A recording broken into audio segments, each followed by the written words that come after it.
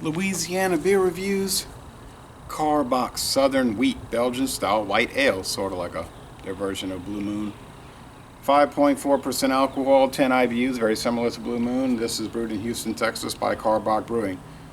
For the southern heat, well, it's not exactly heat today, but it's warming on this nice winter afternoon. You know that feeling when the sun is just beating down on you and all of a sudden a huge fluffy cloud drifts over? And so on and so on. Okay, we got a good date, guys. Alright, this is the first video review for this product in the world. There's some Carbox produced videos, very quick, just giving a little rundown about, oh, it's great, it's refreshing. Bought this at Mathern's. I haven't seen it around really too much, so I figured I'd try it. It seems like every beer company wants to make their version of Blue Moon, which is really sort of like Coors Brewing Company's take of Hugotten. Not quite up to the level of a Hugotten, but everybody kind of like works off of Blue Moon, Shock Top, and so forth. So forth. Gets a good score on Beer Advocate, 81. Rate Beer says no, it's horribly bad, a 43 out of 100, and a 69 in the style. It's bad in the style and horrendous overall. They're saying, and Untappd gives it a 72, which is actually pretty high for Untappd. Very thick, slightly off-white head, typical for a Belgian style wheat ale. Hazy gold, pretty strong bubble streams. Some of y'all know that I don't really care for Belgian style wheat ales, but I try to give them a fair shake. I used to be more critical, I guess. I didn't grasp the concept of something. I do have a Blue Moon glass. Thank you, Blue Moon. I don't have a Carbox glass.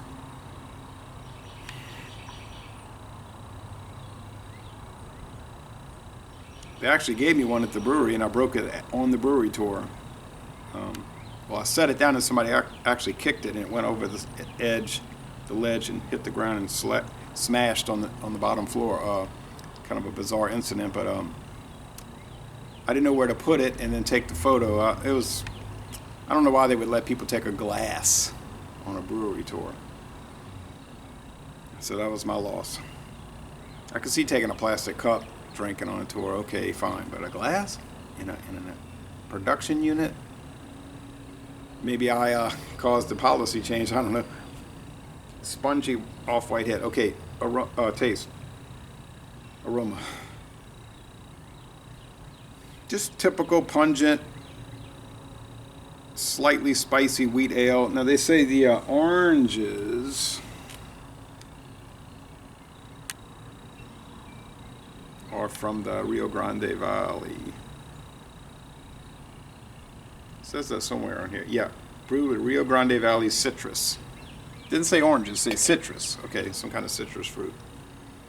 I assume there's oranges. That's around. It's not really a valley, but along the Rio Grande,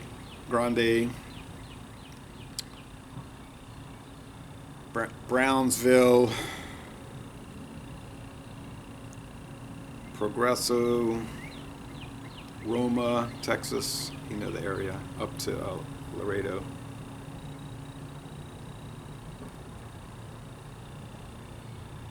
Hidalgo, Texas. It's kind of like Blue Moon in the sense that it's rather bland.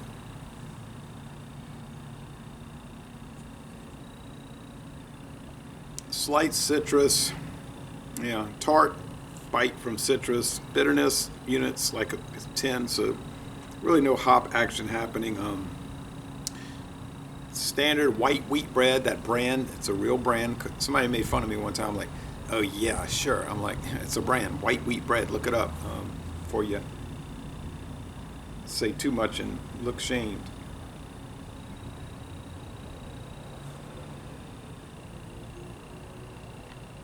High medium body, fluffy mouthfeel, 2.5 out of 5 sugar sweetness, 2 out of 5 sugar cubes, the sweetness scale.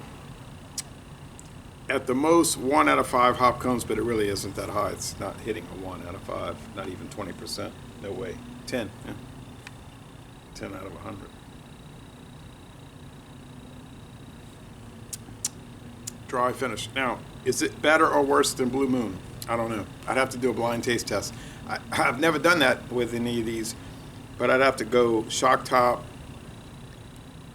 this, Blue Moon,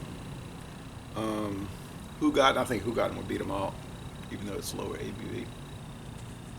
And so forth, because to me they all taste almost identical. And it's not a bad, now 10 years ago I'd have said, you know, it's a bad, you know, blah, blah, blah. But now it's not for me, okay? I'm not going to do the blind taste test because I don't want to have to sit through all of that. I know other people that love the style. Wheat beers, Hefeweizens, wit beer, white ale, all the different twists on the same thing, and that's fine. There's nothing wrong with it. Some people only drink this. I drink it when I do a review, otherwise never. It's not a quality control problem. It's a personal preference problem, if one should call it a problem. I have been very pleased with all the Karbach brews I've tried. The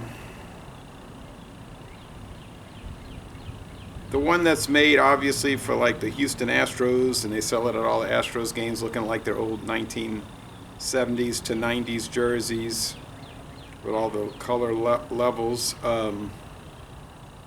Karbach, that's it, Karbach. Bach beer.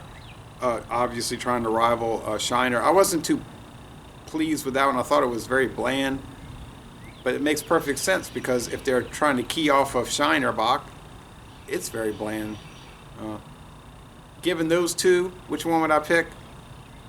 Ziegenbach.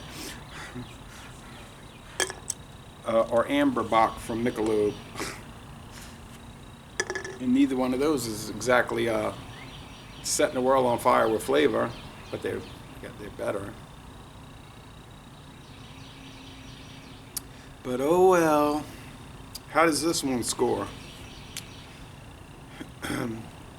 You know, trying to take into account the way I feel about these and being fair, it's just difficult. There's nothing wrong with it. It's fine for the style, and we review beer in the style because beer exists in its style. Even beer overall, you say, well, how does it rate beer overall? Well, overall, it's a beer within its style overall. It's not anything else but its style. It's a Belgian style wheat ale, and that's all it is. So the style is the score overall, honestly.